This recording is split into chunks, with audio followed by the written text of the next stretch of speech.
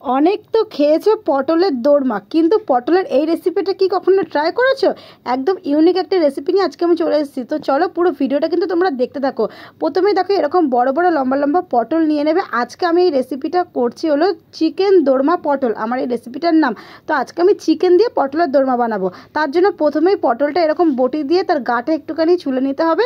তারপর দেখো এর ভিতর থেকে পটলের যে দানাটা সেগুলো কিন্তু বার করে নিতে হবে খুব ভালো করে, একদম পুরো যাতে ওতে একটুও দানা না থাকে তার জন্য কিন্তু দানাটা খুব ভালো করে বার করে নেবে। আর একটা জিনিস অবশ্যই কিন্তু করবে, যখন পটলটা কাটবে তখন পটলের গাটা একটু ছুরি দিয়ে কেটে নেবে, তাহলে যখন ওর ভিতরে পুরটা পড়বে ভাজার সময় তখন কিন্তু ওর ভিতর থেকে পুরটা বেরিয়ে যাবে না। তাই মনে করে কিন্তু অবশ্যই পটলের গাটা একটু কেটে নেবে। আমরাও সেম করে নিয়েছিলাম। এবারে দেখো প্রত্যেকটা পটলের ভিতর থেকে পটলের দানাগুলো বার করে নিয়েছি। পটলের যে পুরটা রেডি করব তার জন্য এখানে মশলায় নিয়েছি পেঁয়াজ, আদা, রসুন, কাঁচা লঙ্কা, এগুলো নিয়ে নিয়েছি। এগুলো রেডি করব পুরটা তৈরি করার জন্য। আর এখানে পটলের দানাটা কিন্তু ভালো করে পেস্ট করে নিয়েছি, সাথে এখানে চিকেনটাও খুব সুন্দর করে কেটে নিয়েছি ছোটো ছোটো করে।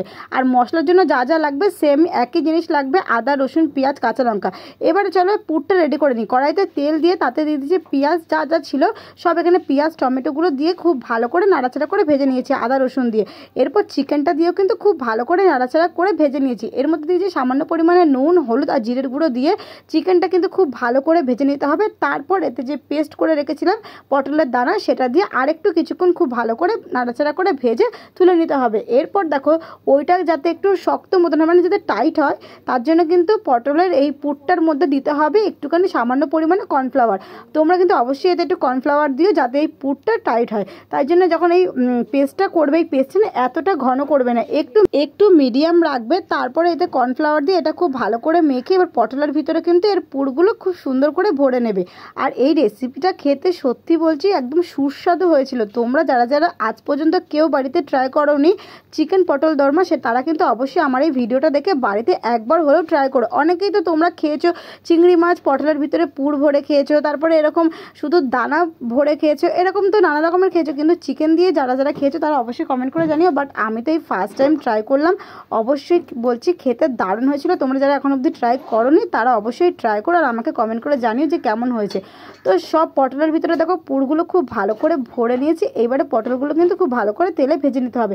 তো কড়াইতে তেল দিয়ে পটলগুলো লাল লাল করে ভেজে নিয়েছি। আর আমার দেখো ভিতর থেকে কিন্তু একটা পুরো বাইরে বেরিয়ে যায়নি, যেহেতু আমি গাটা একটু হালকা করে কেটে নিয়েছিলাম। তো এইভাবে পটলটা ভেজে তুলে নেওয়ার পর এবার কড়াইতে সামান্য পরিমাণে তেল দিয়ে তাতে আবার দিয়ে দিয়েছি ফোড়নে পেঁয়াজ, আর আগের থেকে যে পেস্ট করে রেখেছিলাম যে মশলাগুলো আদা রসুন পেঁয়াজ টমেটো সেটা ভালো করে দিয়ে দিয়েছি। দিয়ে এবার স্বাদ মতন পেঁয়াজটা লাল লাল করে ভাজা হয়ে যাবার পর তাতে দিয়েছি টমেটো। পেঁয়াজ টমেটোটা ভাজা হয়ে যাবার পর এবারে যে বেটে রাখা মশলাটা এবারে সব দিয়ে দিচ্ছি। মশলাটা দিয়ে কিন্তু খুব ভালো করে কষিয়ে নিতে হবে যাতে মশলার গন্ধ একদমই না থাকে। কাঁচা মশলার গন্ধ থাকলে কিন্তু খুব একদম ভালো লাগবে না। তো ভালো করে কিন্তু মশলাটা কষিয়ে নিতে হবে যতক্ষণ না পর্যন্ত মশলা থেকে তেল ছাড়ছে, ততক্ষণ পর্যন্ত মশলাটা কষাতে হবে। এবার এর উপরে একে একে দিয়ে দিয়েছি সব গুঁড়ো মশলা, নুন, হলুদ আর জিরের গুঁড়ো আর মশলা ধোয়া জলটা দিয়ে বেশ খানিকক্ষণ ধরে কিন্তু মশলাটা কষিয়ে নিয়েছি। আর সামান্য পরিমাণে এতে দিয়েছি কাশ্মীরি লঙ্কার গুঁড়ো আর স্বাদ মতন চিনি। চিনি দিলে একদম কালারটা আর স্বাদটাও কিন্তু দুর্দান্ত হয়। তো এবারে মশলার কালারটা দেখো কতটা সুন্দর হয়েছে যখন চিনিটা দেওয়ার পর, আর একটু কাশ্মীরি লঙ্কার গুঁড়ো দিলেও কালারটা খুব সুন্দর আসে। তো এবার পরিমাণ মতন জল দেবে, তোমরা যে যেরকম ঝোল রাখবে সেরকম অনুযায়ী জল দেবে। তো সামান্য পরিমাণে জল দিয়েছি, এটা একদম যেহেতু কষা কষা হবে তার জন্য বেশি জল ইউজ করিনি। সামান্য পরিমাণে জল দিয়ে যখন ঝোলটা ফুটে গেছে তখন ভেজে রাখা পটলগুলো এর উপরে দিয়ে দিয়েছি। দিয়ে কিছুক্ষণ ঢাকা চাপা দিয়ে রাখার পর পটলগুলো যখন একবারে সুন্দর সেদ্ধ হয়ে গেছে তখন দেখো, আর এর উপর থেকে গরম মশলা ছড়িয়ে দিলে রেডি হয়ে যাবে এরকম সুন্দর চিকেন পটল দোরমা। রেসিপিটা এক কথায় জাস্ট অসাধারণ হয়েছিল। তোমরা বাড়িতে অবশ্যই ট্রাই করে আমাকে জানিও কেমন হয়েছে। তো আজকের রেসিপিটা কেমন লাগলো অবশ্যই কিন্তু আমাকে জানাবে। ভালো লাগলে লাইক কমেন্ট শেয়ার আর চ্যানেলটা সাবস্ক্রাইব করে দিও। দেখা হচ্ছে খুব শীঘ্রই নেক্সট কোনো একটা রেসিপি নিয়ে।